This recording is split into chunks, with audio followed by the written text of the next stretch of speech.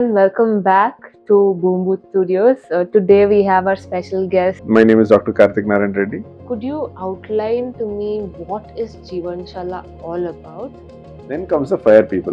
They don't care who's doing They'll what. burn through things and go. They'll come, they'll do what they want, they'll go. We believe every sound has a power. There is a vibration Yeah, also there is that certain- impacts the brain. Exactly, there is certain energy. Mm-hmm.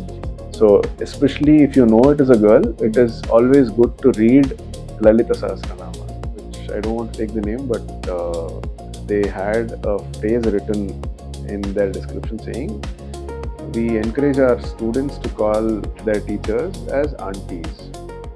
Okay.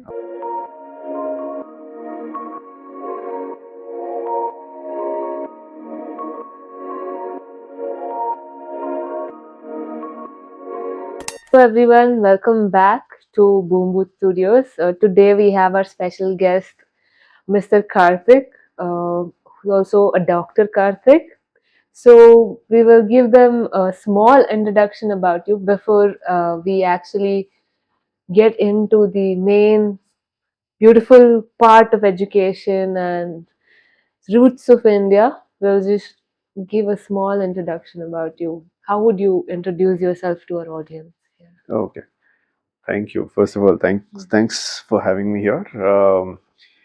Dr. Karthik, not by medicine, not by medical practice, but I did my PhD in fingerprint analysis and research. So that's how I got the doctorate. Um, my name is Dr. Karthik Narayan Reddy. I am a coach by profession, life coach.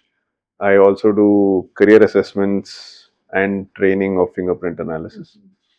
Um, yeah, that's pretty much about myself. Right now, working on a couple of projects. One including the school which you just mentioned in the education sector. So, yeah, I'm excited to talk about it. We'll see how it goes. Sure. And to get a little bit of background, we have a very same field that we get into, but we approach it in our own different ways. So when it comes to Jeevanashaala and Illumora, the concepts of keeping the roots of India strong and growing it to the world, the agenda is super similar. So I would urge you all to actually go into the description and check out our profiles. Oh, and read a little bit for the curiosity of it. So can we start on how you got into this? What is the journey? A very simple of where which the younger Karthik, what did he have in mind, and how did you end up to Jeevanashaala? And then we can get into what is Jeevanashaala. Oh, okay. Yeah. Younger Karthik, is it okay? If I have to talk about younger Karthik, I'll have to talk about fingerprint analysis first. It was my engineering days, I guess, when I actually figured engineering was not my cup of tea. Like every other. Like every other engineer does. Yeah. So, yeah, I keep telling this. It's been 14 years now since I finished my engineering, and I still don't know why I did it. Okay. So, just happened with the flow. I mean, it was not by choice, but it happened by chance. You know, good student, so I was getting good marks. Okay. So 10th was nice. So got into science stream in my PU. One thing I was very sure was I didn't want to get biology, so I took up electronics. Got decent marks there, so got into engineering. Halfway through engineering, I figured this was not my field. Anyway, just because it's not my field, I can't stop it there, no? Okay, So then I had to complete it. dropping out in that No. point of time. Yeah. Now it's common, yeah. Yeah. So this is what, way back in 2006. Yeah. 2006 is when I started my engineering. So I'm a 2010 pass out from RVC, by the way.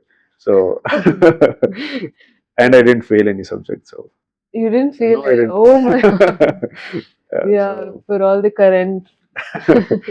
no, I mean, I was a decent student that way, but I was not engineering material that I knew.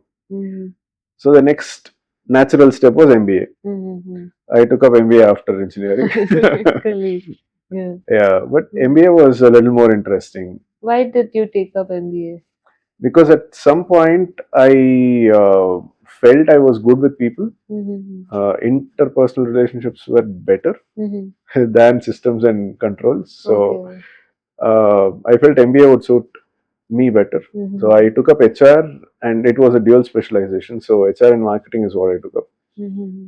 That I enjoyed. Those 2 years were really nice. Okay. Okay, I was at the top of my game. Not in terms of marks exactly, but I loved the interactions that were happening even outside the college, like going to other companies, meeting the corporates, or be it other colleges where fests were happening. We Did used you to go, feel like you wanted to take it before, like engineering, or uh, get into business maybe? maybe, Okay. but one thing is I never regretted choices really. Okay. Engineering, हो गया, Mm-hmm. आगोಯ್ತು ಅಷ್ಟೇ. Next step was MBA, so I'm fully invested here now. It Mm-hmm. was like that. Mm-hmm. That's been the way I've always worked. Mm-hmm. So MBA I enjoyed really. Then the last semester of my MBA is when I discovered fingerprint analysis. Okay. I had not completed my MBA also. So, what is fingerprint analysis? I've always been curious because it's like, oh, you show them your palm and automatically they know a lot about you. So, what is We decode and take your property. No, so okay. basically, it's a science Mm-hmm. um, that started off as dermatoglyphics from the West. Okay. It What is simply means, dermatography? yeah, it simply means the carvings of your fingerprint patterns. Okay. Okay, Mm. derma is skin, Mm. glyphics is carvings. Carving. So Okay. skin carvings is called dermatoglyphics. Okay. Okay, so different patterns that you see in different fingers. Okay. That the science of understanding that Mm-hmm. is dermatoglyphics. Can these patterns change? No, they won't. Okay, they're born with it and it Yeah, continues. they are formed even before you're born in your Okay. mother's womb. Okay. Typically, around 12th week to the 18th week of pregnancy is when the fingerprints start to form, Mm-hmm. and that is the time when your brain connections also start to get Mm-hmm. formed. Yeah.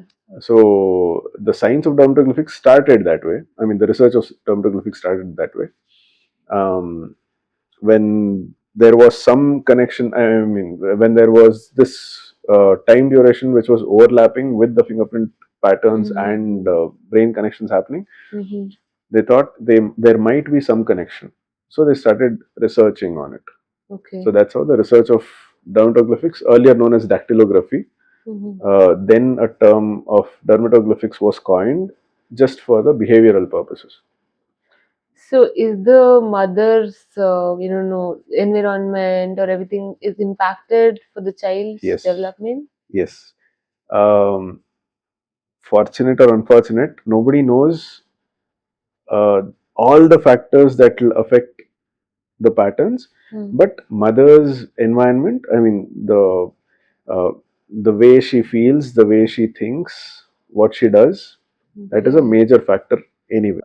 And not just that, the technical aspects Mm-hmm. of pregnancy also, the flow of fluids within the womb, Mm-hmm. the gravitational effects, Mm-hmm. the way the baby is oriented inside the womb, all these matter. Okay. Yeah, So in the 12th week, it starts yeah, basically developing. 12 to 18. Even Yeah. 12 to 18 weeks. So the fingerprints also start Mm, developing. mm. So if the mother consciously pays attention to what she's eating, what she's listening to, there can be an effect on the what kind of child grows Yes, out of it. yes, to a major part. That is why if you're aware of the Garbha Sanskara that we used to do in our culture earlier, Okay. it was all very divine. Okay. The environment that you are in, the things that you read, the things that you Mm-hmm. talk to a pregnant woman, the way you pamper the pregnant woman, all these were taken care so well, so that the woman, the mother is happy and gives birth to a happy child. Okay. So Garbha Sanskara is a culture in itself. Okay. Can you give us like a quick three pointers of like what can a pregnant woman do to like maintain her sanctity and get a healthy child and actually impact the child's growth? Yeah. Okay, so I'm not a medical expert, but medically also they say the child starts to listen to the mother's voice somewhere around 18, 20 weeks or so. I might be wrong with the weeks, but yeah, medically also doctors say that the child starts to listen. That is why few mothers start telling stories to kids. Okay, when they're in the mother's womb, that will make a lot of impact. Okay. One. Another thing is, in our culture, what they suggest is to read some kind of Puranas, Okay. or like Lalita Sahasranamas or Vishnu Sahasranamas, something of on those lines, because we believe every sound has a power. There is a Right? vibration Yeah, there also is that certain, impacts the brain. exactly, there is certain energy. Mm-hmm. So, especially if you know it is a girl, it is always good to read Lalita Sahasranama. So, it is the Shakti's energy that you keep chanting. Right? So, that positive vibes are always there. Yeah. So reading books, listening to good things. Or good music, or you keep your hobbies on, don't leave them. Yeah. So physical workout. Physical and activity. Yeah. Okay. Yes. Okay. So coming back to the fingerprints, if I can show you my hand, what can you be able to tell? Like, what are the major categories? How much will you be able to decode? How much do you want me to decode? No, we can decode to great lengths and depths, to be very honest. Um, I typically do career assessments based on fingerprint analysis for kids. What in career would be the determination? What are the categories that you would look into? 6 different things. This is kind of adopted from the Western theory of careers from John Holland, but we've modified it to the way we look at in our country. There are 6 different career niches or career clouds that he defined. Career environments. One is socialistic, realistic, artistic, investigative, conventional, and entrepreneurial, enterprising. Okay. So you take any career, you can put in either of these 6 categories. Okay. Can you give us like one liner about what are these? So realistic are more process oriented careers. Okay, where you have mechanical work. Like carpentry or anything that you have to do physically. Okay. Work. Those are realistic categories. Investigative categories has to do a bit more with your mind. Science and technology, research, all those come under investigative. Artistic has to do with your creativity, your ideas, how well you can think of ideas, how well can you bring those imaginations on the paper or to the real world. And that becomes the artistic part. It can include both fine arts, performing arts, digital arts, all these. Social category is more about helping people. What if I do will benefit people? Right, like maybe counseling, teaching, education, all these. So that is the social category. Then comes the enterprising category, where you have ideas, and if your ideas can help people, you would want to do it.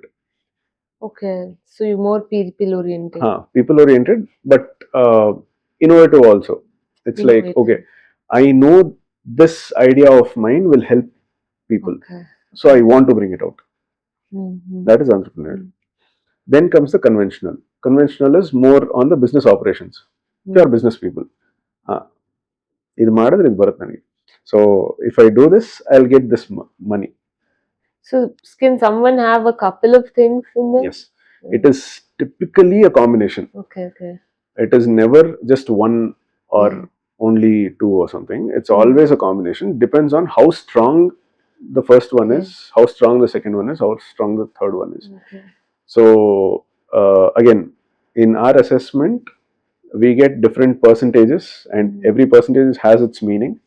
So looking at those percentages, we usually recommend 2 or 3 different career niches. Okay. Maybe social, artistic, and investigative. That's your niche. So adrallu preference 1 is this, preference 2 is this, preference 3 is this, and out of those we give different career categories. And in each of those categories we give a few career options. Okay.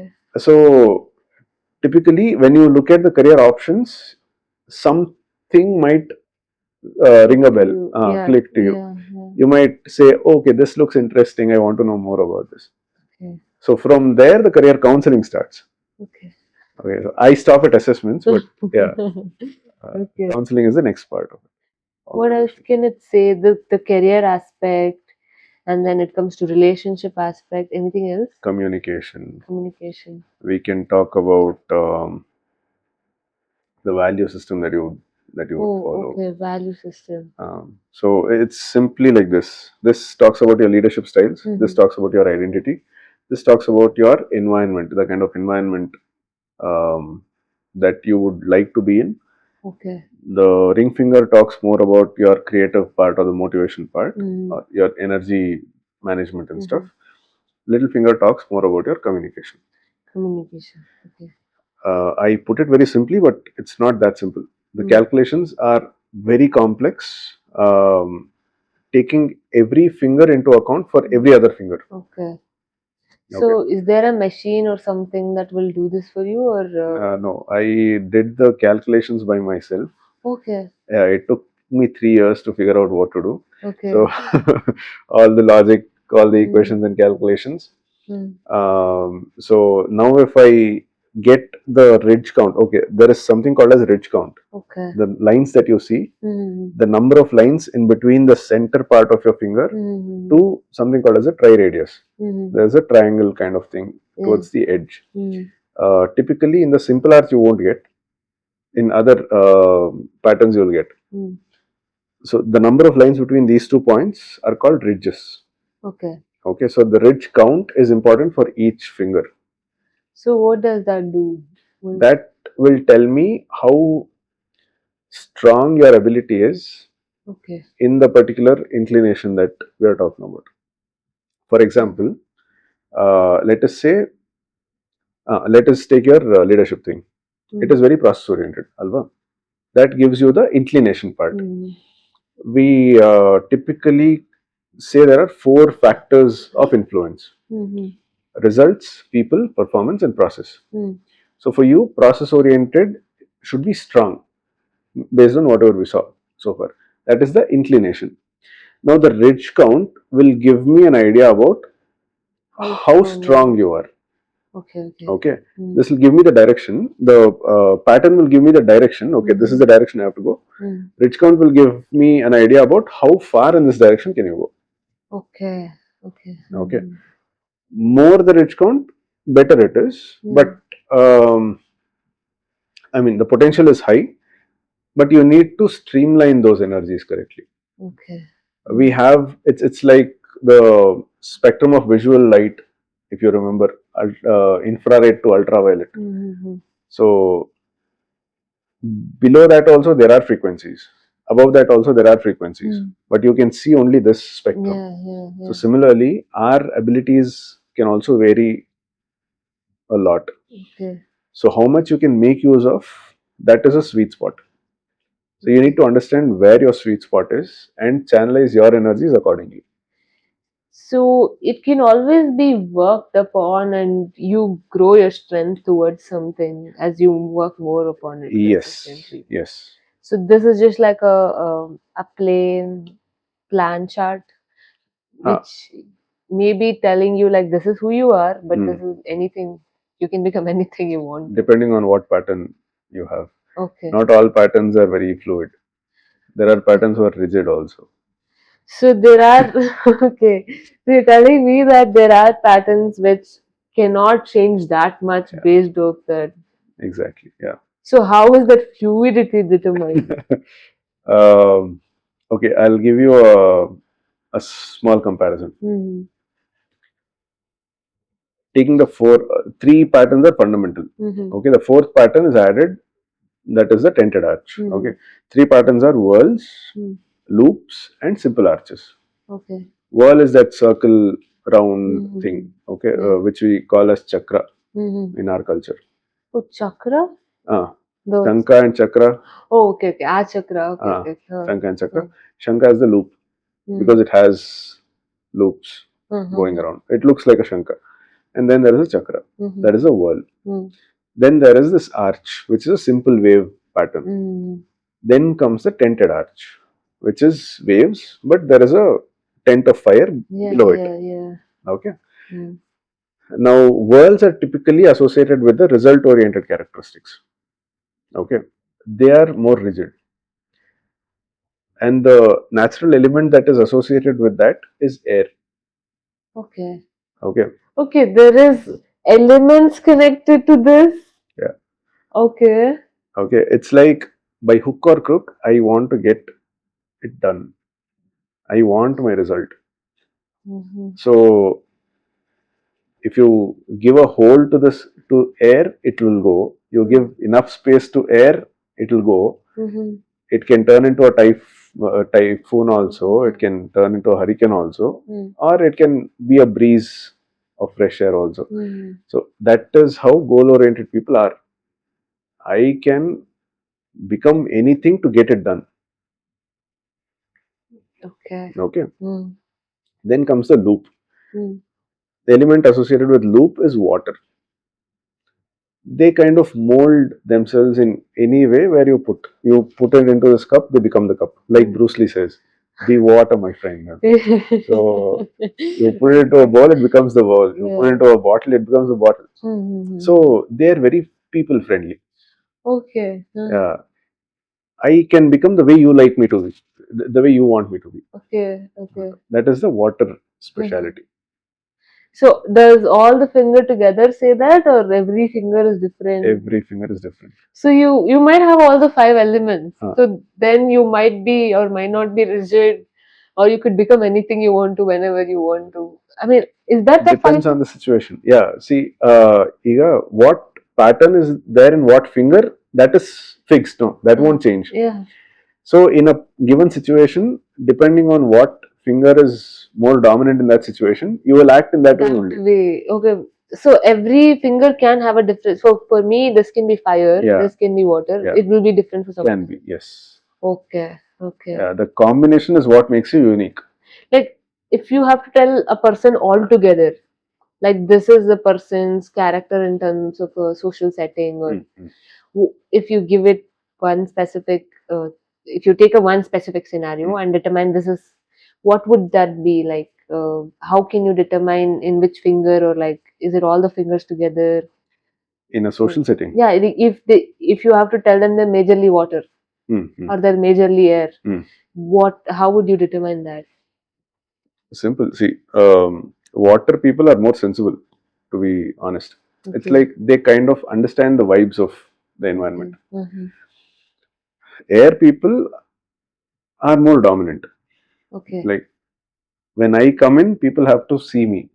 Okay, okay. Okay, they are more like that. Dominant. Dominant. Okay. Air people are more dominant. Water people they want to be a part of the group. Okay. They want to fit in. Fit in. Then comes the earth people, which is simple arch. Earth people want things to go smooth without any hiccups. Okay, so their concern would be, is everything all right? Is everything going fine? If everything is fine, I am happy. So they don't very concern about themselves that much, They're just like, if the world goes peacefully, I'm peace. Ultimately, if the world is good, I am good. Or if I'm not good. Okay. So you are safe. No, if the world is safe, you are safe. Okay. That's the point. Okay. So that is about the Mm. process oriented or the earth people. Mm. Then comes the fire people. They don't care who's doing They'll what. burn through things and go. They'll come, they'll do what they want, they'll go. Like Okay. Sehwag, how he used to bat. Again, cricket analogy. Mhm. But if you see him play or his interviews for that matter, Mhm. every senior player will say he never used to listen to us. I We see. ask him to play defense, he'll say, okay, okay, and then the next ball goes to six. It's like that. So they'll only listen to them. They have a good intuition that Oh, comes okay. Mm. with the fire element. Okay, so if I have fire And you have earth, how? so see, it's like this. Mm. Your fire is in the left hand, alva. Mm. So that is associated with your right hemisphere of the brain, which is responsible for the ideas that come in. Creativity, huh? This is a gift for you, okay? Okay. Because your fire element works with your thought process and not your execution, okay? Okay, okay. So the number of ideas that you get, Mm. your right hand regulates to Grumps see, it. okay, this is doable, this is not doable, this is doable, this is not doable. Okay. Whichever is doable, Mm. you detail it out and start doing it. Okay. So if you can demark it that way, Mhm. I think it will help you a lot. Okay. Hmm. Mhm. So basically, I need to make sure that both are coordinating together. Exactly. That's exactly what you have to do. Okay, sure. Okay. Hmm. Important topic of the day that we were planning to talk, and we've been talking for a while, the passion of your life. So, if you have to tell all the new people who are watching here, what is Jeevanashaala and how did you start it? What is it all about? Why the For me, myself was flabbergasted and super surprised, and I absolutely love the topic. Uh, so, how would you introduce it to someone new? And what is the how is it going to change the education slowly? I wouldn't say overall in the society right now, boom, but like how is it different from the current education that is happening? So Jeevanashala is a place where we want to bring in education the way it should have been or the way it was Mm-hmm.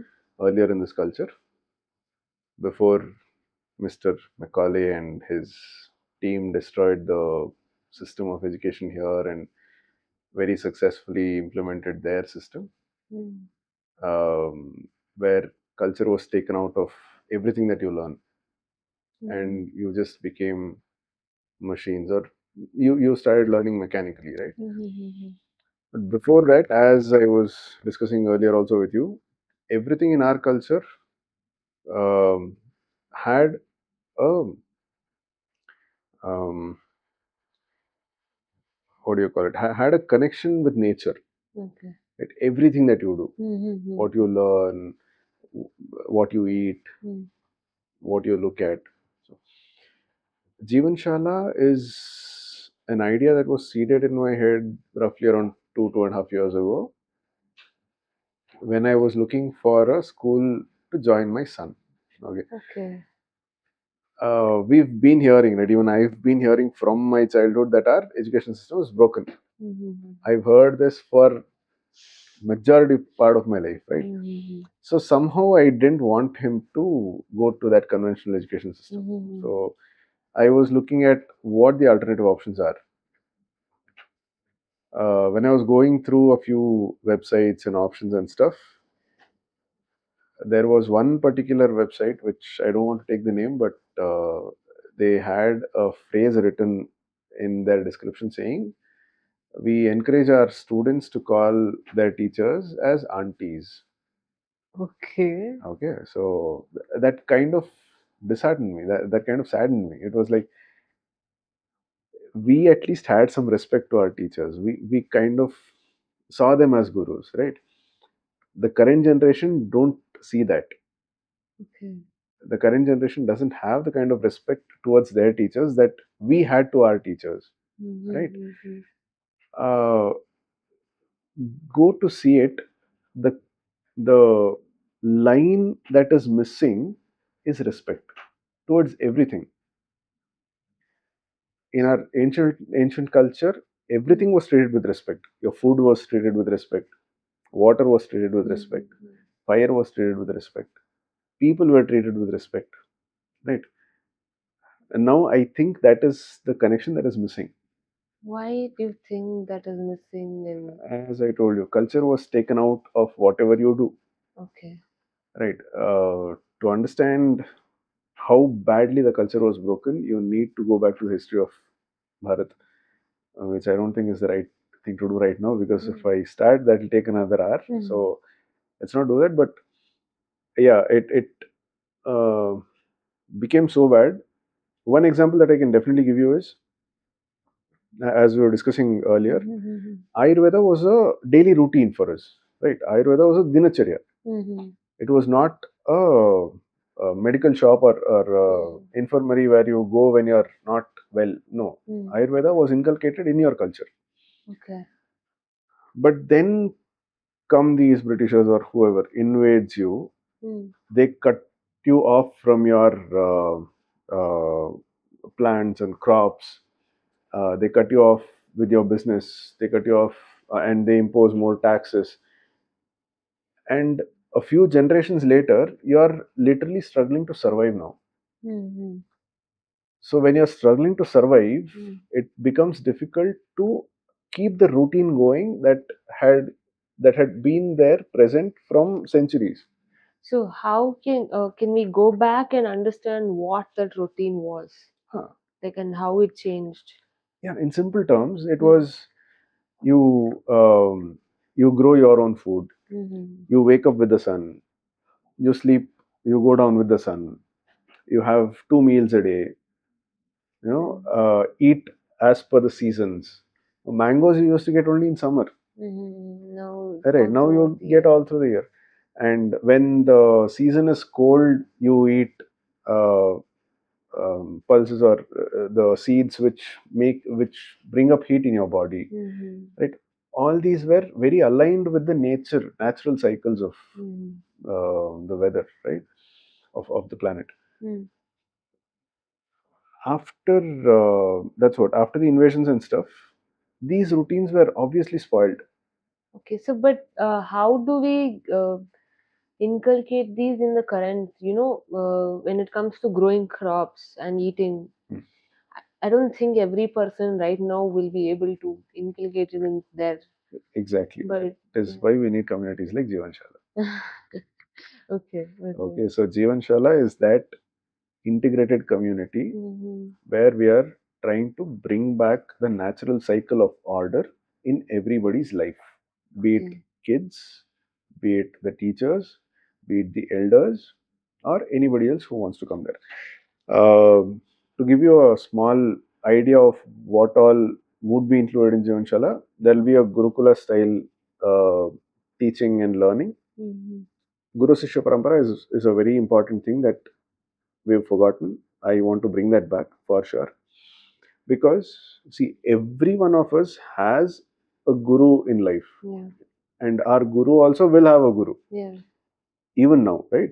For example, okay, I am learning Vedic numerology now, which I never thought I would, but yeah, I am learning.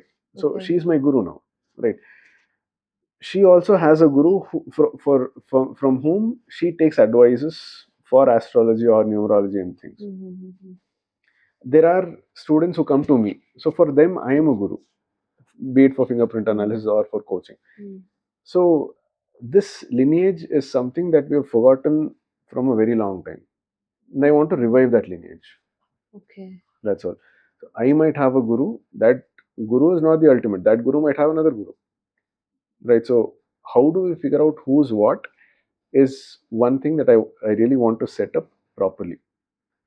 Okay. That So forms how would it be like? So you understand your guru and your guru's guru. What is it? What is it, Param? So see, the parampara is that understanding the hierarchy for what it is. Okay. Think of it as a corporate company. Okay. Okay. Mm. The top management or the strategic management will come up with ideas. Mm. Right. The management below that will tell you if those ideas can be implemented or not. Okay. Then the strategic management takes the decision. Okay, this is what we'll do. Mm. Then the management below that is the execution level. Right. Okay. They have to execute whatever ideas are coming from the top. Mm. Then they have their bunch of employees to whom pieces of work is given and get things done. Mm. In the process, these employees learn a lot of things. That is how experience happens. Mm. Right. Same thing in Guru Sishya Parampara. Mm. What is dharma? Basically, Guru Sishya Parampara is to establish dharma for the time that they live in. Mm. Okay. What is justice for the time that you live in Mm. is what the top gurus are supposed to do. Mm. Okay. And how you implement those dharmas in the lower layers is what constitutes the Guru Sishya Parampara. Okay. Mm. Okay. That can be anything from Ayurveda to, organic farming to sadhanas, be it yoga, be it wellness, retreats, anything for people who come in from the outside, how you treat them. Mm-hmm. How did Atiti Devo Bhava become so widespread in the country? Mm-hmm. Because of this. Okay, so let's just hold on to this thought and Yeah. keep it aside, and let's just paint a picture of what does Jeevanashaala look like and what is it like. There is it's an institution which has a specific way, and what is the flow of that institution? So Jeevanshala is an ecosystem, the way we are trying to design it. Mm. Institution is a part of it. The Gurukula that we are planning is a part of it, where students learn things. So it's a way of living which is an institution. Yes. Yeah, okay. Okay. Along with that, we'll have a part which will have retreats. Okay. It can be anything based on Indic sciences. Okay. Can be yoga retreats, can be Ayurveda retreats. It's more like a community with Yes. all the okay. Yes. You come up with any Indic science that you want to promote, we'll give you the platform to promote.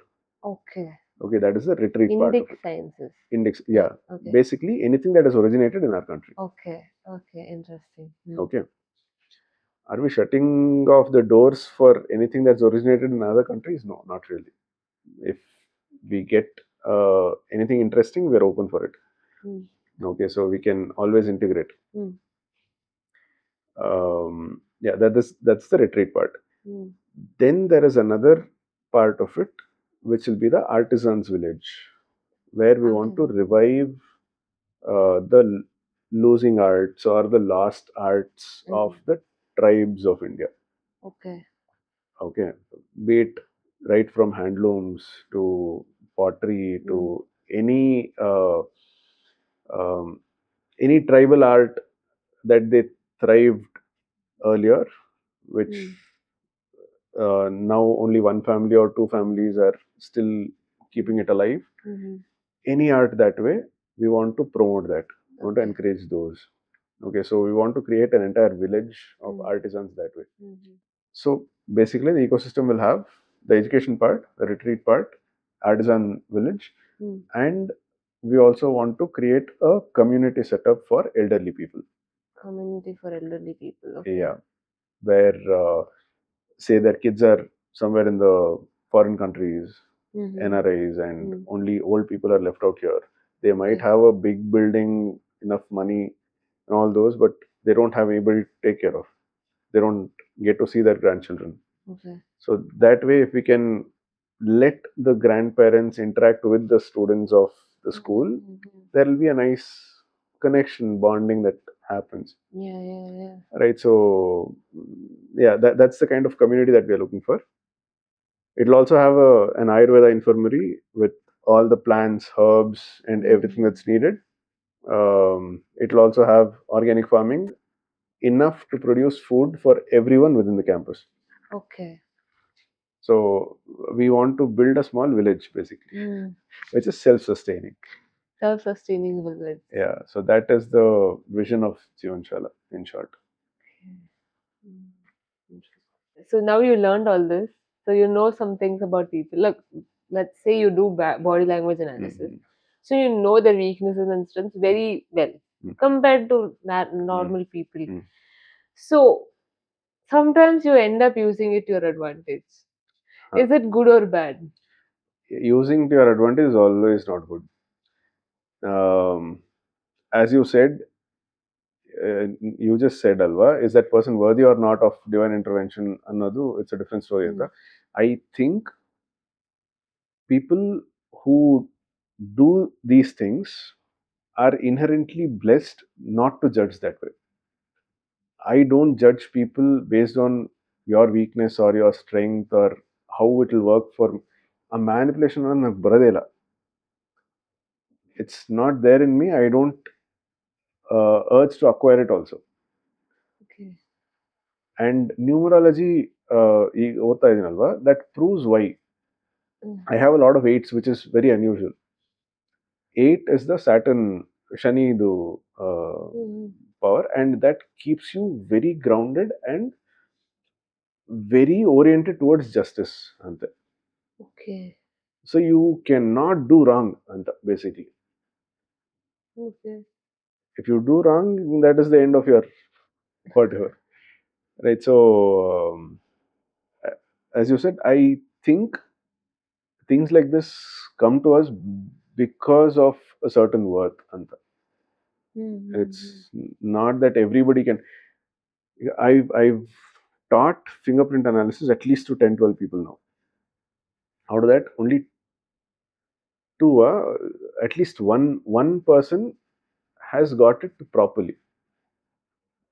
The others learned, left because it was they looked at it as business. This is not business. This is something more. Okay.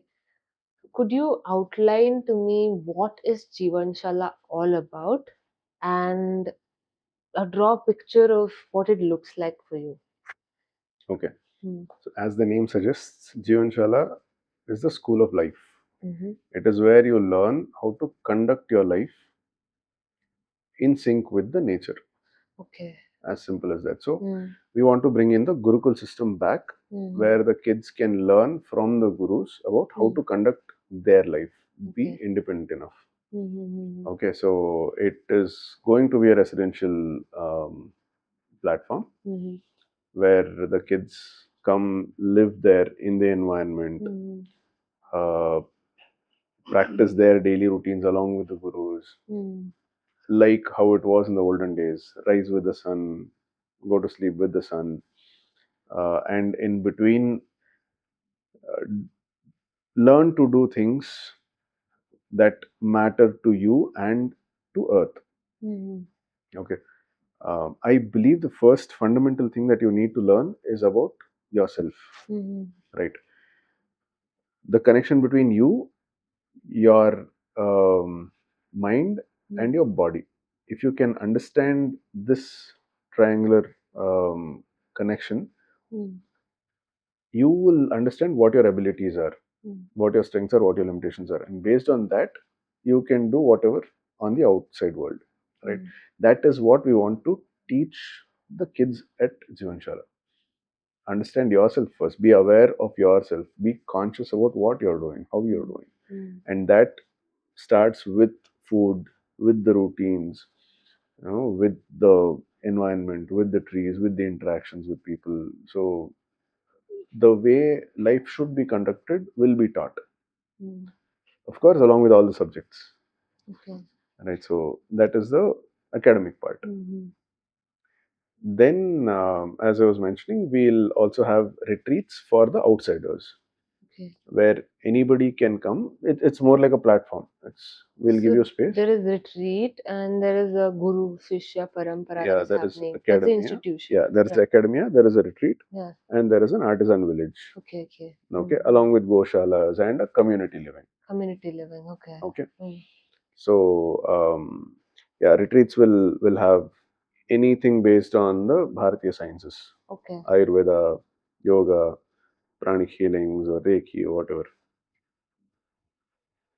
A quick takeaway, like the last three takeaway and the message that you would want to give our audience. Okay. Mm.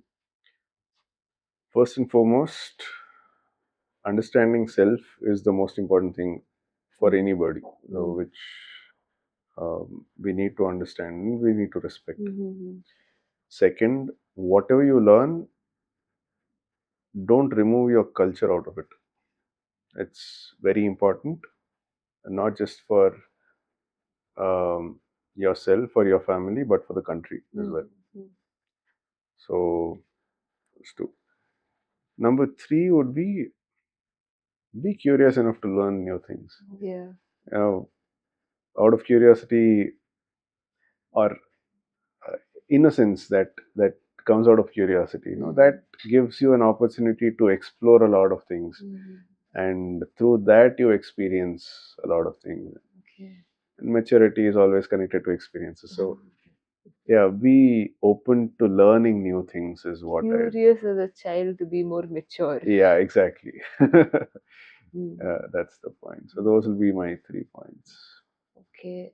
We would love to pick up from here and learn a little more about Jeevanashaala, go back to the roots of India and understand the new part of education that is erupting into the society soon in the Gurukul system, and learn what was ours and how it was manipulated back to us in a completely different way. And who are we as Indians? What is ours? And learning deep into what is a new form of education here. We will definitely get back into it, learning totally deeply into Jeevanshala and learning more into the roots of India. And thank you so much for coming in today. I'm pretty sure we had a lot of insights about fingerprint analysis. I'm pretty sure there'll be a lot of questions about what does this mean? Can you see my hand? Of course, you can go ahead and contact him for the fingerprint analysis, complete analysis.